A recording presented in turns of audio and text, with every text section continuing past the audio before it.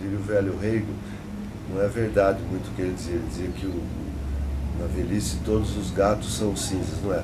Na velhice é que às vezes a gente deixa se dominar muito por bom senso e perde o impacto, a voluptuosidade ou a ejaculação precoce que tem na adolescência.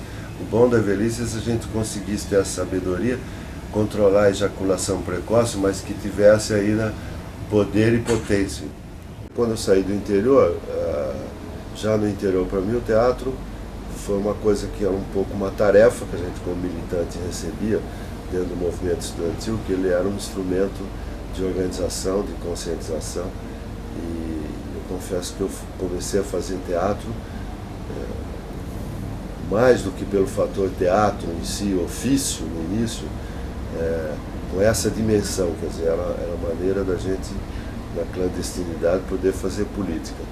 E durante esses anos eu confesso que cada vez mais eu fui sendo convencido pelo ofício do teatro que se eu conseguisse fazer um teatro com excelência e qualidade, eu estaria contribuindo muito mais a uma futura revolução do que usando o teatro para fazer a revolução. Um pouco isso. A filosofia também contribuiu, porque na filosofia todo o meu direcionamento da minha grade de matérias foi para a área de estética e de teoria do conhecimento. A única atividade que eu fiz depois do bacharelado foi que eu consegui ingressar na pós-graduação de cinema, que é o que eu tinha vindo a fazer na origem minha em São Paulo. O meu orientador era o Ismael Xavier, mas quando eu estava no meio do meu mestrado, que eu teria que apresentar a tese, eu já trabalhava na Fundação Nacional de Arte Cênica e na época o presidente, que era o Carlos Miranda, pediu que eu fosse a Brasília acompanhar a Constituinte. E não dava para fazer as duas coisas. Conclusão, eu não defendi meu mestrado.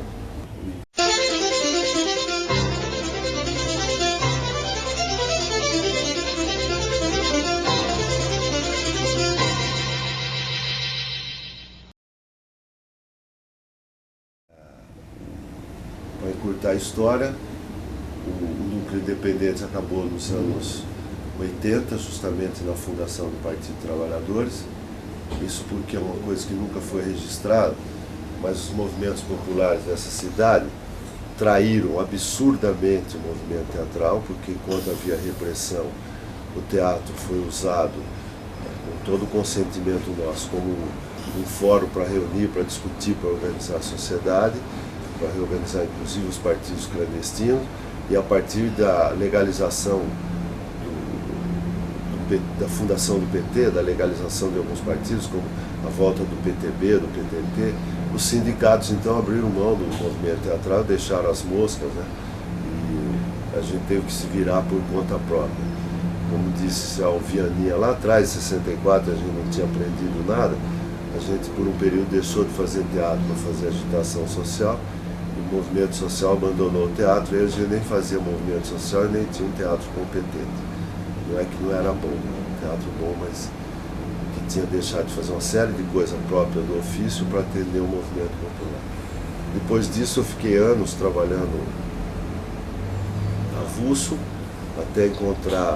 até receber um convite do Marco Antônio e da Renata Zanetta para fazer uma adaptação do livro do Gustavo Gautier, que é o Capitão Fracassé, que nós chamamos de Verás que Tudo é Mentira, que foi que aglutinou as pessoas que vieram fundar a Companhia Folias d'Arte.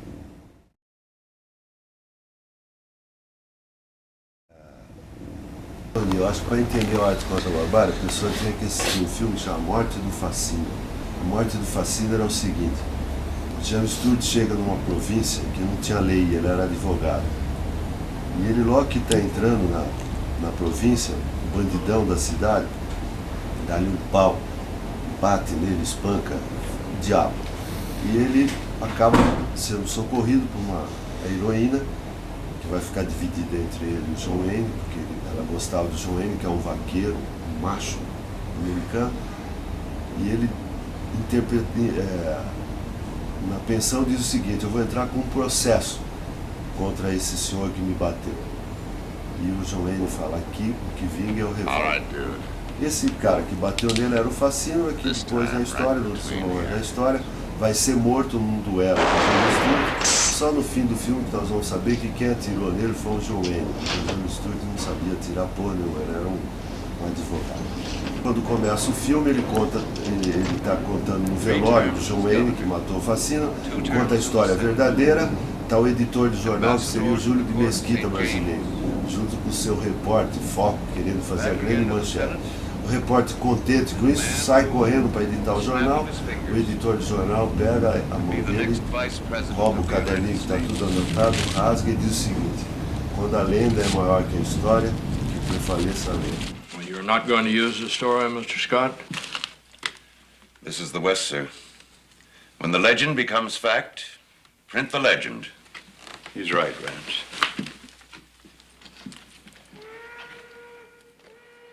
Contra a Barbárie, ele surgiu sem nenhuma intenção. Talvez foi o maior achado que esse grupo de pessoas que fundaram o Artes contra a Barbárie, que por sinal não fundaram, porque ele não existe, porque ele existe, mas que não tinha intenção de fundar, ele começou sem nenhuma intenção. Qual era a intenção? Que essas pessoas se encontrassem e conversassem honestamente entre si sobre o seu ofício. O que significava, há 10 anos atrás, fazer teatro na cidade de São Paulo, no Brasil, na América Latina, no mundo. Com a coragem implícita de fazer autocrítica dos seus próprios trabalhos. Por que eu estou falando isso? Porque ele surgiu num momento em que talvez fosse mais tão forte, mas mais presente, porque era um momento inicial, de que o que era importante era o não pensar. Não podemos esquecer que há 10 anos atrás era a hegemonia do Fernando Henrique Cardoso, do pensamento único, que quem não rezasse na Bíblia dele era neobobo, viúva do stalinismo, ou seja, tudo isso que o Jabor fala todo dia na Rede Globo e é tido como um grande pensador. O que eu quero dizer é que, ao se fechar em pensar, ele começou a ver que ele podia derrotar esses inimigos, porque ele, durante um ano, não lançou nenhum manifesto e incomodou profundamente a mídia toda, impressa, os críticos teatrais, os jornalistas culturais, do que se passava nesse grupo de pessoas que não eram mais de 10, que reuniam quarta-feira e que eu acredito que, além do motivo de se gostarem, era para comer uma feijoada que era barata perto da sede do Parlapatões. Era essa a verdade. Uma época era no Tapa, que era a feijoada que tinha ali no restaurante por quilo, que se chama República. Chegou um momento que, para a gente não se transformar nos malas da cidade de São Paulo, lançamos um manifesto, do qual a gente achava que teria como presença no Aliança Francesa, que cabe 350 pessoas, teria no máximo uns 30 curiosos entre inimigos e adversários que iriam ver e dar risada da besteira dessas 10, 12 pessoas que tinham ficado um ano pensando. Por nosso espanto, eu me lembro que eu cheguei atrasado, a gente ia ler o manifesto às 9 horas, eu cheguei 8h30, eu não conseguia entrar no Aliança Francesa. Porque além de estar todo lotado, tinha mais umas 300 pessoas no saguão do jornal que queriam saber o que era esse movimento, que até então não tinha nome, esse dia que foi nomeado como Movimento Artes contra a Barbárie. E não era só teatrólogo, pessoal de teatro, tinha cineasta, tinha arte visual, tinha dançarino, tinha músico, filósofo, era uma pleia de dizer, era como se o Artes contra a Barbárie fosse o placebo contra o pensamento único nacional naquela época. Bom, resumindo, tornou-se o movimento que é hoje com a sua vida. A gente não deve ser nostálgico, ele tem sua importância e está continuando. Mas o que eu digo é que talvez hoje ele tenha esquecido que o criou foi menos a ânsia de dar soluções e mais a ambição de pensar o novo, mesmo sabendo que o novo às vezes está no velho. Basta dizer que ele sabia que o novo estava no velho, que ele resolveu pensar numa época que ninguém pensava.